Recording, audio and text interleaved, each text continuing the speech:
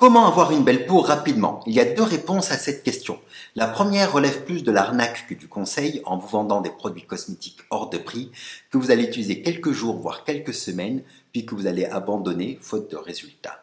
La deuxième réponse à cette question est plutôt simple et efficace. Il suffit d'agir sur tous les axes scientifiquement prouvés en même temps. Aujourd'hui, nous allons parler alimentation, hormones, routine journalière et soins esthétiques comme l'hydrafacial, les peelings et la mésothérapie pour booster l'éclat et le teint de votre peau rapidement. Si la qualité de votre peau vous gêne, si vous en avez marre de vos imperfections ou simplement si vous voulez apporter du glow et de l'éclat à votre peau, cette vidéo est faite pour vous. On commence par l'alimentation, car la peau est un organe à part entière qui est très sensible à ce que nous mangeons. Donc je vais parler d'un ingrédient à absolument éviter et de 6 éléments très bénéfiques pour votre peau. L'ingrédient à éviter au maximum, c'est le sucre. C'est à peu près la pire chose que vous puissiez manger en ce qui concerne votre peau. Pour votre peau, le sucre, c'est synonyme de rides via deux phénomènes, l'augmentation de l'insuline et la glycation. La glycation, c'est la fixation du sucre sur les protéines. Une fois glyquées, elles deviennent plus grosses et ne peuvent plus être détruites par votre corps. Elles s'accumulent et dégradent l'élastine et le collagène pour aboutir à un vieillissement accéléré de votre peau. Pour les patients souffrant d'acné, je leur recommande de limiter le lait de vache, le chocolat et les charcuteries car ces trois éléments sont régulièrement cités dans les études scientifiques comme des éléments favorisant l'acné. Maintenant, je vais vous parler de ce que vous devez manger et on va commencer par la vitamine A, qui est une vitamine liposoluble ayant une action antioxydante. Mais le plus important, c'est qu'elle a un pouvoir d'hydratation très important et l'hydratation, c'est ce qui va donner de l'éclat à votre peau. Le second ingrédient est le bêta-carotène, qui est un pigment naturel orange, et consommé au quotidien, il donne bonne mine et améliore votre teint. Et de plus, une fois transformé, il se transforme en vitamine A. Donc je recommande particulièrement une alimentation en vitamine A et en bêta-carotène chez les personnes ayant la peau sèche. Troisièmement, la vitamine C qui permet de lutter contre les radicaux libres et a un rôle essentiel dans la production de collagène et d'élastine. C'est pour cela que la vitamine C est si bonne pour votre peau, que vous la mangez ou que vous l'appliquez en sérum. Maintenant, la vitamine E. Cette vitamine antioxydante est excellente pour protéger votre peau des rayons UV et pour prévenir des dommages causés par les radicaux libres. Cependant, il est rare d'en manquer car elle se stocke facilement dans notre graisse. En parlant de graisse, les graisses essentielles comme les oméga 3, les oméga 6 et les acides gras monoinsaturés oméga 9 conditionnent l'élasticité de notre peau. Ils constituent une sorte de ciment lipidique entre les cellules de notre épiderme. Et de plus, elle favorise l'absorption des vitamines A et E et donc renforce l'hydratation de votre peau. Par contre, il faut à tout prix éviter les mauvaises graisses industrielles transformées qui créent beaucoup d'inflammation et donc d'imperfections. Et pour terminer, il faut boire au moins 1,5 litre d'eau par jour. Maintenant qu'on a vu l'importance de l'alimentation pour la qualité de votre peau, on va se tourner vers les hormones et les réguler à notre avantage pour atteindre notre objectif, avoir une belle peau. L'oestrogène et la progestérone influencent l'aspect de votre peau tout au long de votre vie. L'oestrogène stimule la production de collagène et d'acide hyaluronique, tandis que la progestérone augmente la production de sébum. Dans la première partie du cycle, l'oestrogène domine et dans la seconde, la progestérone prend le relais, ce qui explique l'intensification de production de sébum et l'apparition d'imperfections quelques jours avant l'arrivée des menstruations. Il faut donc adapter sa routine journalière en fonction de son cycle, notamment pour mieux réguler une peau grasse en deuxième partie de cycle. Je tiens à préciser que ces hormones sont tellement importantes pour la qualité de votre peau que tout trouble hormonal doit amener à consulter un spécialiste. Maintenant, le cortisol, il est pourvoyeur d'inflammation et d'imperfections sur votre peau, comme l'acné ou le teint terne. Un état de stress répété aura un impact sur le vieillissement prématuré de votre peau, mais aussi un impact négatif immédiat. Savoir gérer son stress permet de diminuer le taux de cortisol. Comme nous l'avons vu précédemment, la consommation de sucre entraîne la sécrétion d'insuline par le pancréas. Et en cas de consommation de sucre importante, on peut observer une surproduction de sébum et un épaississement du derme. La peau devient grasse et terne avec parfois l'apparition de boutons. Comme vous le savez, une routine journalière efficace est primordiale pour avoir une belle peau. Cependant, il ne faut pas tomber dans le piège des résultats miraculeux que veut parfois nous vendre l'industrie cosmétique. Parce que quand on se rend compte au bout de 2 semaines qu'on n'a pas le résultat promis, on se dit qu'on s'est encore fait arnaquer par de fausses promesses. Et du coup, on se retrouve avec une salle de bain à moitié remplie de tubes et de lotions qu'on n'a pas utilisés et qu'on n'ose pas jeter vu combien ils nous ont coûté. Il faut savoir que la régulation des produits cosmétiques n'est pas du tout la même qu'au niveau médical.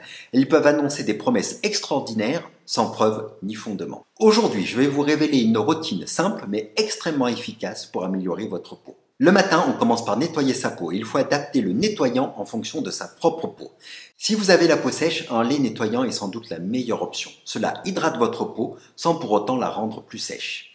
Si vous n'êtes pas adepte des laits nettoyants, vous devez simplement choisir un nettoyant très doux. Si toutefois vous avez la peau grasse, un nettoyant moussant peut permettre de mieux contrôler la fine couche lipidique huileuse présente sur votre peau. Toutefois, par pitié, n'utilisez pas le fameux pain de savon qui ne va clairement pas vous aider à obtenir une belle peau. Après, il faut appliquer un bon toner qui va restaurer le pH de votre peau, car la plupart des nettoyants ont tendance à augmenter le pH de votre peau qui devient basique. Et le toner va permettre d'acidifier légèrement votre peau pour récupérer un équilibre acido-basique qui est très important pour la qualité de votre peau. Par contre, on n'est plus dans les années 80, il ne faut pas utiliser un toner qui contient de l'alcool. Cela va tuer le microbiome qui est souvent bénéfique pour votre peau et d'autre part, cela va complètement assécher votre peau. Résultat, votre peau va avoir une réaction inverse et produire beaucoup plus de films lipidiques pour compenser cet assèchement excessif. Maintenant, il faut mettre un sérum à la vitamine C. C'est l'un des meilleurs antioxydants utilisés pour votre peau, qui va permettre de combattre les radicaux libres qui sont produits à cause des agressions externes, notamment la pollution de l'air, mais aussi via des processus de métabolisation interne comme notre alimentation. Ce qui est encore meilleur, ce sont les sérums à base de vitamine C et de vitamine E. Et pour finir, il faut mettre une protection solaire. Maintenant, la routine du soir. La première étape, on nettoie notre peau, c'est très important. Si vous êtes une femme, le maquillage peut obstruer vos pores, donc il faut enlever totalement le maquillage avant de se coucher. Dans un second temps, il faut mettre une crème anti-âge. Ce que je vous conseille, c'est une crème à base de vitamine A. Si vous avez une peau trop sensible ou trop sèche pour la vitamine A, vous pouvez prendre une crème à base de facteur de croissance. Et enfin, une fois par semaine, vous devez réaliser un gommage pour exfolier la partie la plus superficielle de votre peau et enlever les peaux mortes pour améliorer le teint de votre peau. Maintenant, les soins médicaux esthétiques pour booster l'éclat de votre peau. Il en existe beaucoup, mais je vais vous en présenter 3 pour rapidement augmenter l'éclat, la texture et le teint de votre peau. En premier, l'hydrafacial, qui est un soin esthétique très populaire aux États-Unis, qui permet d'obtenir un coup d'éclat en 30 minutes seulement. Il va améliorer la qualité de votre peau en resserrant les pores, en diminuant l'excès de sébum, en diminuant les taches mélaniques et les ridules.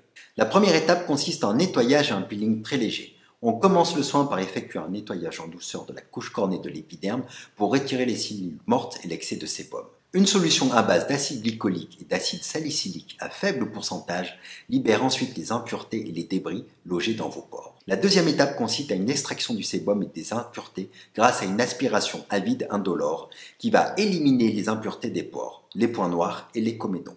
La troisième étape consiste à une infusion de sérum de protection qui répare la surface de la peau avec des antioxydants à base de puissants peptides et d'acide hyaluronique. Le deuxième soin que je vais vous présenter est le peeling superficiel. Il agit en exfoliant et en éliminant les cellules mortes de votre peau.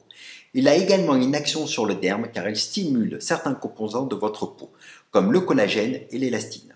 Avant de réaliser le soin, il faut préparer la peau pendant 2 semaines, avec une crème à base d'acide glycolique le matin et le soir. Cette application évite le rebond pigmentaire post-peeling et favorise la pénétration des actifs du peeling. Lors du soin, on applique d'abord un pré-peel à base d'acide glycolique pour bien dégraisser la peau et bien la nettoyer afin d'améliorer la pénétration du peeling. Ensuite, il faut appliquer le peeling et on le laisse agir entre 30 secondes et 2 minutes en fonction de la réaction de votre peau. À la fin de la séance, la peau tiraille un peu et peut être un petit peu rosée. Le dernier traitement, c'est le mésolift qui a pour objectif de revitaliser votre peau afin de lui donner un coup d'éclat en apportant de l'hydratation et du glow. Le mésolift consiste en des injections d'acide hyaluronique mélangées à des vitamines, des minéraux et des acides aminés aux propriétés revitalisantes et antioxydantes. L'acide hyaluronique utilisé est non réticulé ou très faiblement réticulé, c'est-à-dire qu'il n'a pas de pouvoir volumateur, mais un très fort pouvoir hydratant et repulpant. Le mésolift se réalise en consultation à l'aide d'un pistolet injecteur et contrairement à ce qu'on pourrait croire, la technique ne fait pas mal. Pour conclure, obtenir une belle peau rapidement, c'est possible, mais cela demande des efforts au niveau de notre alimentation, de comprendre et de savoir réguler notre système hormonal, mais aussi d'être régulier dans notre routine de soins. Et si tout cela ne suffit pas, je vous ai présenté 3 soins esthétiques complémentaires qui vont booster la qualité de votre peau rapidement.